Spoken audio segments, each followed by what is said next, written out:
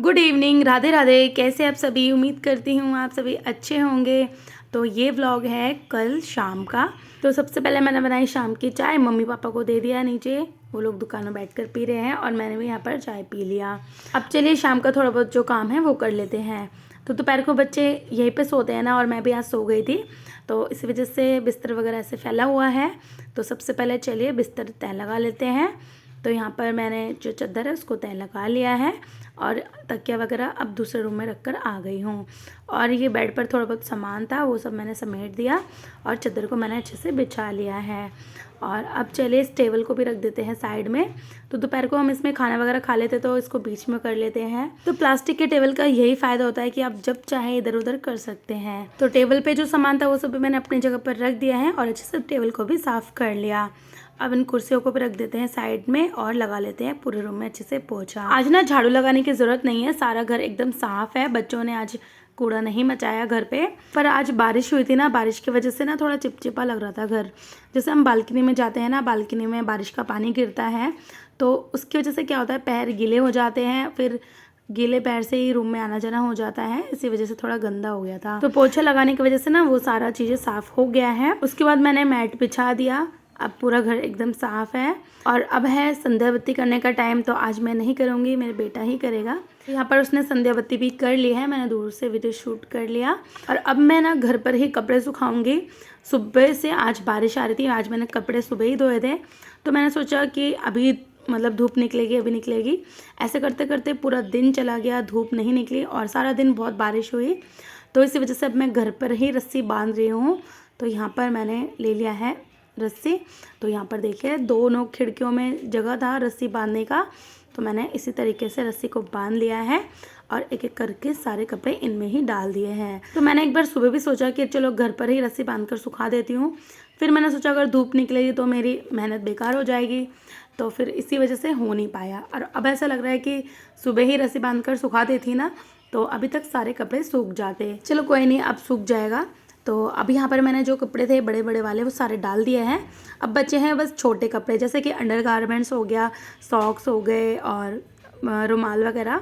तो उनको ना मैं इसमें डालूंगी। ये वाला मैं लेकर आ गई थी ख़रीद के।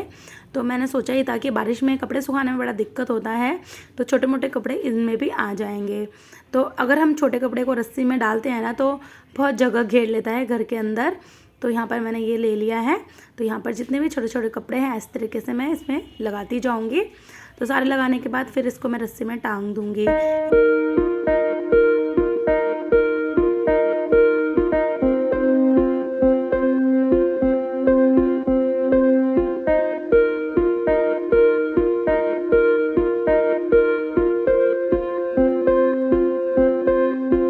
तो लीजिए मैंने सारे कपड़े ऐसे फैला दिए हैं घर के अंदर ही और फ़ैन ऑन कर दिया। और उसके बाद अब जो आप ये वाला वीडियो देखेंगे ना, ये एक दिन पहले का था। इसको ना मैं कल अपलोड करने वाली थी, बट ये थोड़ा छोटा था। फिर मैंने सोचा चलो थोड़ा सा वीडियो और शूट कर कर फिर मैं अपलोड करूँगी, क्योंकि आप लोग बोलते हैं ना कि वीडियो बहुत छोटी हो जाती हैं, तो इसी वजह से। तो इस टाइम पे मेरे सर में बहुत ज़्यादा दर्द हो रहा है। तो मैंने ना अपने बेटे से बनवा लिया था मैक्रोनी हम सभी को, क्योंकि बहुत भूख लग रही थी। तो ये सब चीज़ें बनाने में एक्सपर्ट है, तो उसने यही बनाया है। तो इसके ऊपर मैंने चीज़ ग्रेट कर दिया है। अब मैं लेकर जा रही हूँ। तो यहाँ पर मैंने हम सब के लिए सर्व कर लिया। तो ये देखिए काफ़ी अच्छा बनाया था इसने। मेरा बेटा भी काफ़ी अच्छा खाना बनाता है। तो उसको ना मिर्ची कम लग रही थी, तो इसलिए अपने वाले में उसने थोड़ा सा मिर्ची और ऐड करके अभी वही बना रहा है। वो थोड़ा मिर्ची ज़्यादा खाता है।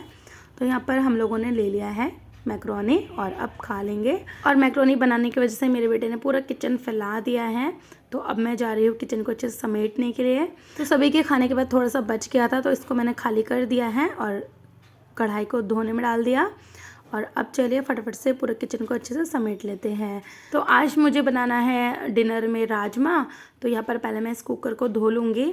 तो इसमें मैक्रोनी उबाला था ना, तो इसी वजह से थोड़ा गंदा था, तो मैंने इसको धो लिया है और राजमा भिगो कर यहीं पर रख दिया था। तो सबसे पहले चलिए राजमा को धोकर राजमा चढ़ा देते हैं। एक तरफ से ये पकता रहेगा और बाकी मैं अपना काम करती रहूँगी।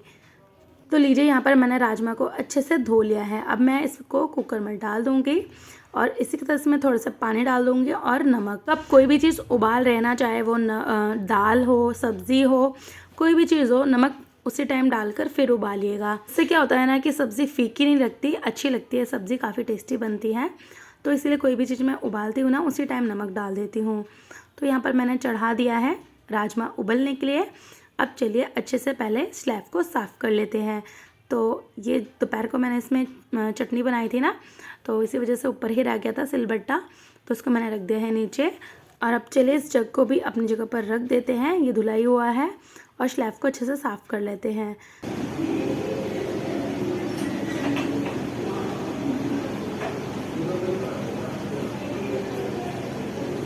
तो स्लैब के साथ ना मैं इस गैस को भी साफ़ कर दूँगी, ये भी मुझे गंदा लग रहा है। तो कभी भी मैं किचन में काम करती हूँ ना तो गैस और स्लैब साफ़ रहता है तो ही मन लगता है काम करने में, वरना गंदे किचन में ना काम करने का मन ही नहीं करता। एक नेगेटिव वाइब सी आती है, एकदम परेशानी सी लगती है। अब कभी नोट करना, आप अगर साफ़ सुथरे जगह पे काम कर रहे हैं ना तो अलग ही फील होता है, पॉजिटिव वाइब आती है। तो यहाँ पर मैंने अब ले लिया है प्याज, तो प्याज को अच्छे से छील लिया है। तो मैंने डाल दिया इसको चॉपर में, इसको बारीक बारीक काट लेंगे। और इसी के साथ मैंने और भी कुछ चीज़ें ले लिया है, जैसे कि अदरक, लहसुन, टमाटर और आलू। तो इन सभी चीज़ों को मैंने काट लिया है। तो सबसे पहले आपको प्याज को इस तरीके से बारीक बारीक काटना है और अदरक और लहसुन को आपको डालना है मिक्सर जार में, इसको पीस लेना है अलग से। तो यहाँ पर मैं लेकर आ गई हूँ मिक्सी, तो चलिए इसको पीस लेते हैं पहले। तो आपको ध्यान रखना है प्याज को इस तरीके से काट कर लेना है, अदरक और लहसुन को पीस लेना है। तो 10 से 12 मैंने लहसुन के दाने लिए थे, आधा इंच अदरक का टुकड़ा। तो इन दोनों को पीस कर अलग निकाल कर रखना है। और यहाँ पर देखिए कुकर में सीटी भी आ गया है। तो जब तक कुकर में सीटी आ रहा था तब तक मैंने सारी चीज़ें यहाँ पर अरेंज कर लिया है। तो देखिए अदरक लहसुन पीस गया, अब इसको एक कटोरी में निकाल लेते हैं। और उसके बाद ये जो टमाटर है ना, इसे भी हम पीस लेंगे। टमाटर अदरक लहसुन को पीस के लेना है और प्याज को काट लेना है।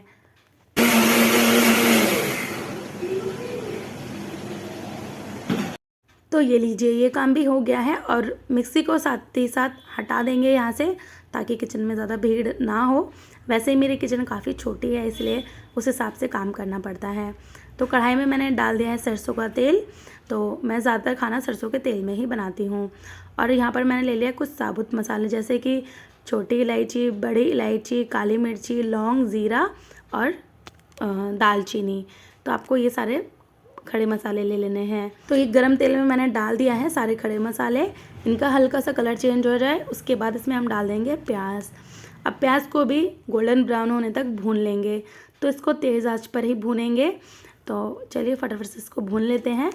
तो ये देखिए इस तरीके से आपको भूनना है, ये एकदम गोल्डन ब्राउन हो चुके हैं। और अब इसमें डाल देंगे अदरक लहसुन का पेस्ट। तो मैंने अदरक लहसुन पीसा था ना, उसको डाल दिया है। इसको डालकर 1 से 2 मिनट अच्छे से भून लेंगे। तो ये देखिए ये भी अच्छे से भून चुका है। और अब इसमें हम डाल देंगे थोड़े बहुत मसाले। तो मैं ज़्यादातर सिंपल मसाले से ही खाना बनाती हूँ, जो मेरे पास अवेलेबल रहते हैं। तो डाल दिया है मैंने आधा चम्मच हल्दी पाउडर, आधा चम्मच मिर्ची पाउडर, 1 चम्मच धनिया पाउडर। और यहाँ पर इनको अच्छे से भून लेंगे 1 से 2 सेकंड के लिए। तो लीजिए ये हो गया है। अब इसमें हम डाल देंगे टमाटर वाला पेस्ट। तो आपको सारी चीज़ें इसी तरीके से करनी है, बहुत ही टेस्टी राजमा बनकर तैयार होगा। तो यहाँ पर देखिए टमाटर का पेस्ट भी मैंने डाल दिया है। अब चलिए इसको भून लेते हैं 1 से 2 सेकंड के लिए। और तो ये सारी चीज़ें करते के साथ साथ ही यहाँ पर हमारा राजमा भी पककर तैयार है। तो चलिए मैं आपको कुकर का ढक्कन खोलकर दिखाती हूँ। राजमा एकदम अच्छे से पक चुका है। तो कोई भी चीज़ आप पका रहे हो ना, ज़्यादा गलाइएगा मत, गला हुआ खाना ज़्यादा अच्छा नहीं बनता।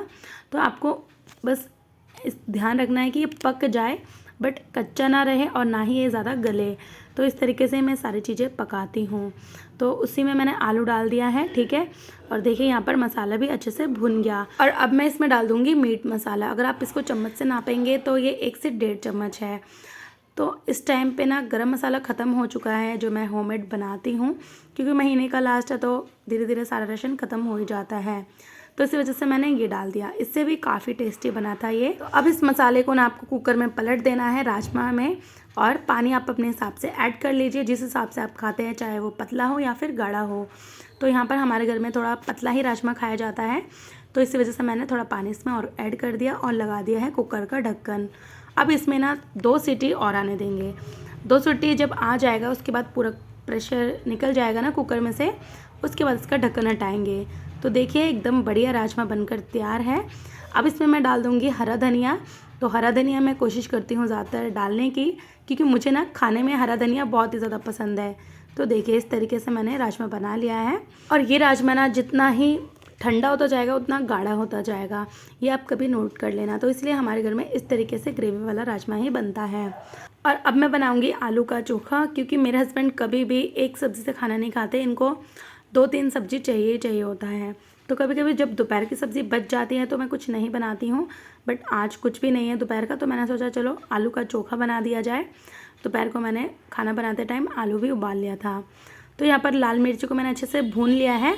इसमें जो तेल था वो भी मैंने आलू में डाल दिया, और मिर्ची को भूनने के बाद ना मिर्ची को इस तरीके से मैश कर लेंगे। और इसी आलू में हम डाल देंगे हरा धनिया, प्याज और नमक डालकर इनको अच्छे से मिक्स कर लेंगे हाथों से। तो इसे हम तो बोलते हैं आलू का भरता, बहुत लोग इसे आलू का चोखा भी बोलते हैं। तो बस आज का जो व्लॉग है यही ख़त्म करती हूँ। मिलेंगे एक और नए व्लॉग के साथ। वीडियो अच्छी लगे तो लाइक शेयर सब्सक्राइब ज़रूर कीजिए।